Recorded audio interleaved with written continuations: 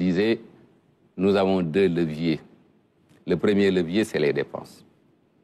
Et ça, dans le cadre de la vision Sénégal 2050, notamment du premier plan quinquennal, des réformes vont être mises en œuvre pour que le train de vie de l'État soit drastiquement, disons, ramené à ses bonnes proportions. Prenons le cas des agences. Il y en a à la pléthore. Il va y avoir des suppressions d'agences. Prenons les exonérations, j'en parlais, on approche les 1000 milliards, on va regarder. Et pour que les exonérations restent les exonérations qu'il faut. Prenons la question des subventions.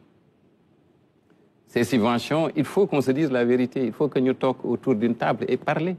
La subvention à l'électricité, la subvention au carburant.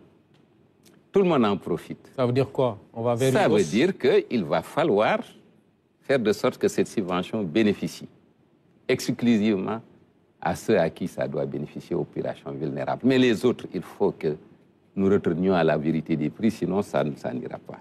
Il faut également, et ça, il ne faut pas que ça soit un tabou, les gens se plaignent parfois de salaires élevés, dans les agences, dans certaines directions générales, etc. Le Premier ministre en parle, il faut un rebasing salarial. Ça, c'est du côté de la dépense. Du côté de la les salaires vont diminuer quelque part. Ce que je veux dire, il faut un rebasing salarial. Ça veut dire quoi? Ça veut simplement dire qu'il faut que ceux qui ont des salaires élevés fassent un effort. Temporaire ou définitif, les autorités feront. Mais ce qui est clair, c'est qu'on ne va pas toucher aux petits salaires. Ça, c'est pas possible. Il faut également que les revendications syndicales reviennent à des proportions qu'on peut comprendre. Dans une telle situation, se mettre à vouloir demander au gouvernement de faire respecter des engagements donnés de façon populiste par un régime qui avait des visées électoralistes et mettre le gouvernement devant la pression, ça ne va pas marcher. Ça va amener une crise sociale. Ça, c'est du côté de la dépense. Du côté des recettes, et c'est là où nous pensons que nous pouvons faire beaucoup de choses, c'est la mobilisation des recettes. L'impôt foncier, l'impôt sur le revenu, l'élargissement de la base des impôts. Il faut qu'on s'assoie. Le Sénégalais ne paye pas l'impôt.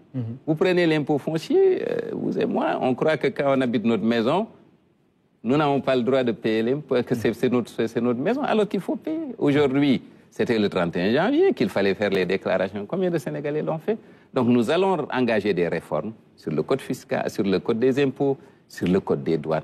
Ensuite, il va falloir faire de sorte que les recettes de l'État, telles qu'elles sont générées, rentrent dans l'État. Donc, lutter contre la corruption. D'accord. Moderniser, digitaliser tout ce qui est procédure de perception d'impôts. C'est des réformes.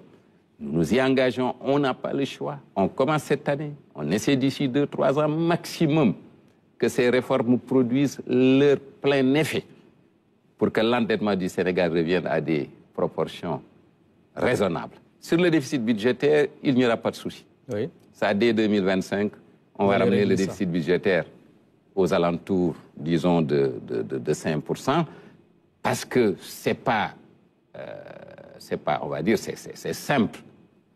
C'est que ce qu'on ne peut pas financer, on ne va pas le mettre dans le déficit budgétaire. Donc, certainement, une loi de finances rectificative va être faite, qui va nous permettre très rapidement de ramener le déficit budgétaire vers là où il n'aurait jamais dû sortir, c'est-à-dire ne jamais mettre des dépenses pour lesquelles on n'a pas la soutenabilité. C'est ça que le ministre de l'économie, du plan et de la coopération disait. Sur le déficit budgétaire, on n'a aucun souci. Très rapidement, nous allons revenir dans les règles. Et c'est souvent ça qui est l'élément le plus grave, c'est-à-dire continuer à foncer sur vos déficits budgétaires. Il faut le dire, aujourd'hui, en 2023, ils étaient à 12,30. C'est ça qui est grave. D'accord. Vous creusez votre déficit budgétaire, vous créez de l'endettement, vous créez cet endettement et vous cachez cet endettement. Très bien.